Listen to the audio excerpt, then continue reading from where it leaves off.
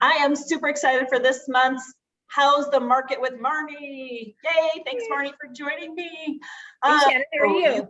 I think you've got a lot of stats to give us. You've got lots of scenarios to run. So let's start with, what is the number one question that you've experienced in the last 30 days from everybody? The same one is now a good time to make a move? Is now a good time to buy? Don't you think that the prices are going to come down? Don't you think we're in a bubble? Don't you think it's a good time to, I hear it over and over again. So, I kind of, because we had talked about what we were going to discuss, and I thought there's really 4 hypotheticals. Okay. Because I don't want to be the one that says, yes, you should buy, although I do think you should, unless you're in number 4 of these scenarios. But again, it's a personal choice. You really have to do your due diligence and take these scenarios and look at it, because if you really put the numbers out on a spreadsheet or whatever, I was kind of surprised actually myself when I looked at prices versus interest rates versus the, like a 30-year loan, what those differences look like. So I think a lot of people would be surprised, and you guys can talk to Shannon about that. But the 4 hypotheticals that I had, and help me if you think differently about these, but we've got either the rates are down, down, values are up.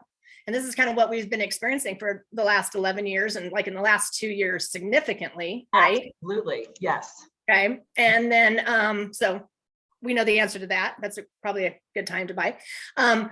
Or we have what we're kind of moving into now, where rates are rising, but we're still seeing values rise. And it's many buyers, I think, as we talked about, unfortunately, we think one of our buyers we are working with might be priced out of the market right now, and it's going to happen more and more. But we still have significantly a lot of buyers. So for every, instead of 8 buyers or 9 buyers for every home, we're going to end up with 4 or 5, maybe, whatever. Or we have the rates are going up and the values are going down, right? And that's a reasonable assumption to kind of think, if this continues, if the rates keep going up, more and more people are going to drop out. So it's, it's logical to think that it's going to kind of bring the prices down. So, excuse me, but I still think that the supply that we have versus the amount of buyers, we're still, I just don't see those prices. And again, I know we're both reading so much information on this, trying to get a grip on where we think the future is going to be. And I think we're both in agreement that it's the appreciation is going to slow down, but it's not. There's no way it's going to go negative. There's no way. The amount of equity that's in these homes right now, and even with the rising interest rates, the inventory, the supply and demand on inventory just cuts off that at the knees, and you still have all of these buyers on these homes. So it's still pushing appreciation even through a rising interest rate market. Well, and totally agree with you. And that takes you to number 4, because there's still client buyers out there who just don't understand that. So they think that the rates are going to go down and values are going to go down. And so I say to those people, then you just sit and wait. Let me know when that happens. And, because again, I still think the supply is going to far outweigh, demand's going to far outweigh the supply. So, I was looking at this, and it says with the amount of inventory that we currently have in the Denver metro, and we're looking at 7 counties, we're, like you said, we're going to still see the appreciation go up. And so people are still better to take advantage now. But let's just say that rates do continue to appreciate, and rates do start to come down. I mean, values do start to come down. I'm all backward. That's okay. As a buyer, if you're looking at this as a little longer term or whatever, what does that mean? It still means, again, if you look at that over the life of the loan, you're still better off buying now than waiting for those rates to go up, even if the prices come down. People, I think, instead they got to stop looking more at the price. I want that price to come down. I want to wait for that price to come down. You got to look at the whole scenario, and that again is where you come into really help. I couldn't agree more, because I had some clients who were pre-approved in December, and rates were right under 3.5 at that time. So they were just starting to creep up, and now rates are in the high 4s, low 5s. That's the range that we're working with. And of course, we had to revisit all the pre-approvals and revisit all of the numbers again. And they've had to come to terms, and they're still proceeding, but that their payment is going up by $475. Well, it is roughly per 100,000 is roughly $550 a month. So that's good to know. Per 100,000, you said? Per 100,000, it's about $550 a month. And so that's something that if you look at, okay, so if rates go up and my price stays the same, right? Or they could have bought 3 months ago, and again, the market's crazy, but they could have bought 3 months ago for $100,000 more and been at the same payment.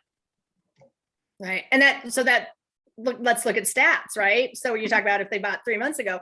Well, if we look at just inventory, everyone's talking about how low our inventory is. And actually our inventory is up 30% from the last 30 days. Yay. Oh, wait, 30% from what? From 1,869 to 2,453. So 2,453 homes on the market is what we were at as of the 8th of this month. So again, people have to remember that 15,000 homes on the market is a really balanced buyer seller market. So again, we've got 2,458. So I don't know, single family homes, 7 counties. And again, I know you deal with a lot in Summit County and stuff because you actually have a home in Summit County, but this is the 7 Denver metro areas. Our average price was up to $832,000 last week. This is for single family. And that was up from 818 in week 12. So, and then this was an interesting thing to me because the days on market, we hit a record low of 7.5 days on market. So there's really not a lot of inventory that's being left behind. No. Even. So you go through a weekend, you come live on a listing on a Thursday, let's just say Thursday, because that's the magical day, it seems like for a lot of people. And then they're holding that property available until Sunday at whatever time, or Monday morning at whatever time. They're saying all offers in by X. And on Tuesday, it goes pending. It sounds like unless you've got a real dog of a house, everything's going pending. Would you agree? That's pretty much the case, I would say, for sure. What I have noticed, and I've talked to a lot of my colleagues, because again, when that days on market, when I looked at that, I thought, interesting, the lowest days on market, but then I did think about my own listings. And yeah, I would say what you just said is very accurate. Usually on the market on a Thursday or a Friday, and usually under contract by Sunday or Monday. But what I did notice is that we are having a lot fewer showings. It's not quite that, in fact, on a Thursday, usually, you have something go active on a Thursday and I would have showings booked, pretty solid, even on Thursday. And now I'm, sometimes I'm like, is anyone going to come and see? But it still ends up working itself out, but the amount of showings has definitely decreased. I think too, and I don't know if you've experienced this, but I think the reason we've got instead of 8 to 10 buyers on each property making offers 4 to 5 is because some buyers are just fatigued. And so they've just decided to pump the brakes and just we've got graduations, all these things that are getting ready to happen. And I think that's happening. I think there's going to be another surge around June of the buyer pool again. So, if you're looking to sell, this is still an incredible time to be a seller.